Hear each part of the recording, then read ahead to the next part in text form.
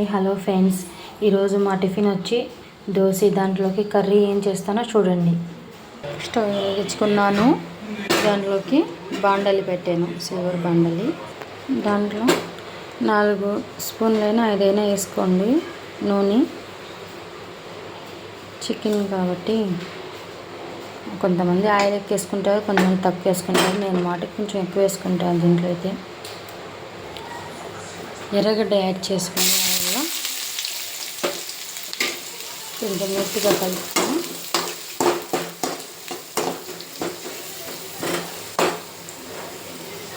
హైలో పెట్టుకొని గోల్డెన్ కలర్లో వచ్చిన తర్వాత ఒక 10 మినిట్స్ తర్వాత చూస్తాం.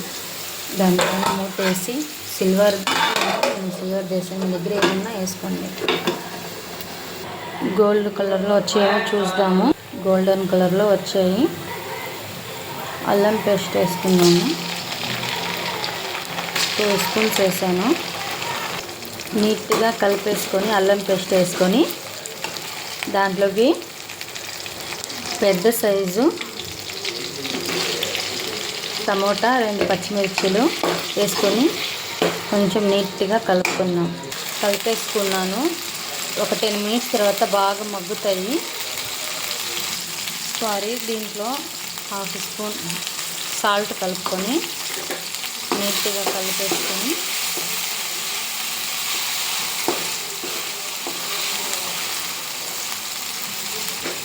దానిపైన మూత వేసేసి 5 మినిట్స్కి చూసి కలుపుకుంటూ ఉండాలి. అలాగ వదిలేస్తే అడుగంటద్ది. 5 మినిట్స్ తర్వాత చూద్దాం కదా. ఇప్పుడు చూస్తాము.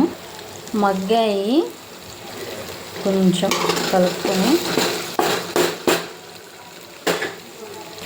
దాంట్లోకి టమోటా, ఎర్రగడ్డ, మెంతులు పౌడరు, మెంతులు కాదు ఫ్రెండ్స్, దీంట్లో వచ్చి పట్టా, లవంగము, మిరియాలు వేసి మిక్సీకి వేసుకున్నాను. పట్టా అంటే దీంట్లో వేయలేదు, మసాలాలు వేసాను. ఇలా వేసుకుంటే బాగుంటుంది అంటే కర్రీలోకి. ఇప్పుడైతే 3 నిమిషాలు ఇలా మగ్గితే పచ్చి వాసన, ఆ స్మెల్ పోద్ది. పచ్చి స్మెల్, మంచి మసాలా స్మెల్ వస్తుంది.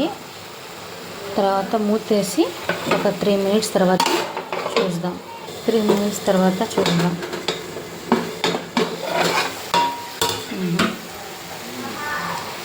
నూనె కొంచెం పైకి వచ్చింది. అడగంటకుండా చూడండి.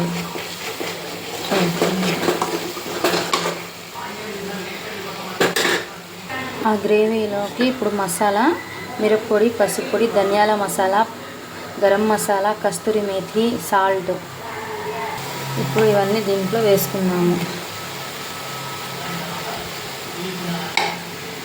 వేసుకొని గట్టిగా కలిపేసుకొని కొంచెం నీట్గా కలిపేసుకోవాలి.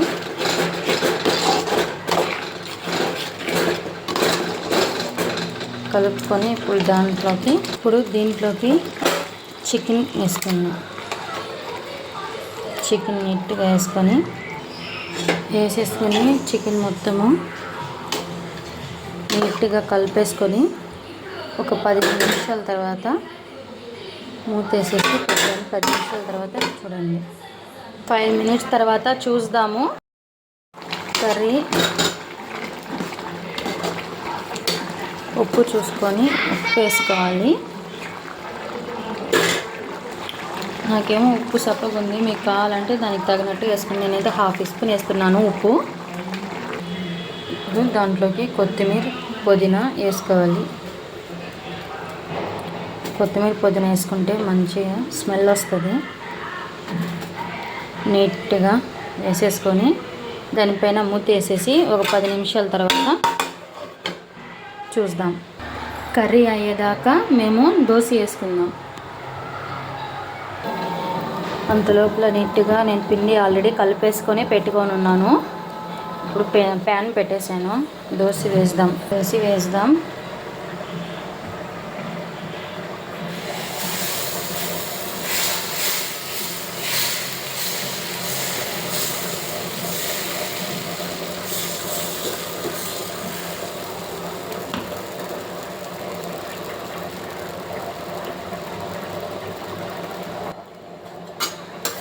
దీంట్లోకి కొంచెం ఆయిల్ వేసుకున్నాము.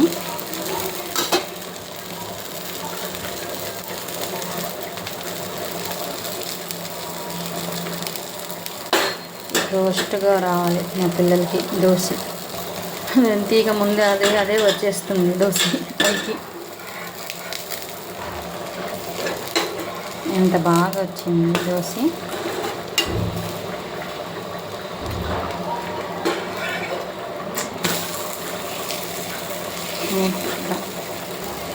దోశ వేసేసి హాట్ బాక్స్లో పెట్టేస్తున్నాను.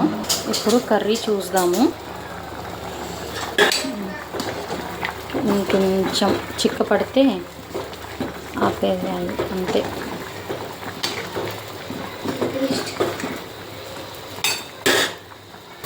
నాకైతే ఇలా పెద్ద దోశలు వేయాలంటే చాలా ఇష్టం. ఇంత అందంగా వేస్తానేమో నాకే తెలీదు. ఒక 5 minutes దాకా మూత వేసేసి చికెన్ పెట్టేస్తాము. తర్వాత చిక్కు పడితే షెర్వా కొంచెం లూజ్గానే ఉండాలి దీంట్లో, అయితే అంత చిక్కగా ఉండకూడలే. కర్రీ చూద్దాము రెడీ అయిపోయిందేమో. రెడీ అయింది.